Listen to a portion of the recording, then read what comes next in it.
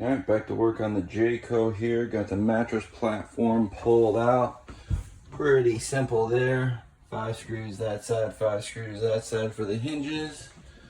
5 screws on that side and 5 screws on that side for the hydraulics. Pull the platform out. Now we're going to pull all this framing out so we can redo the flooring in here.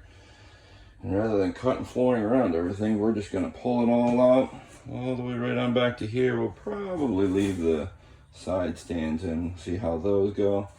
This is all just screwed into the floor there. This is sort of attached by these bands here, and then screws right back here on this side. So it's just a matter of pulling the screws out and pulling the framing out. Then we'll get the rest of this floor out. So we're with all of that and even.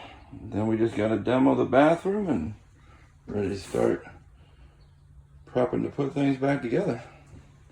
All right, like and subscribe for more videos.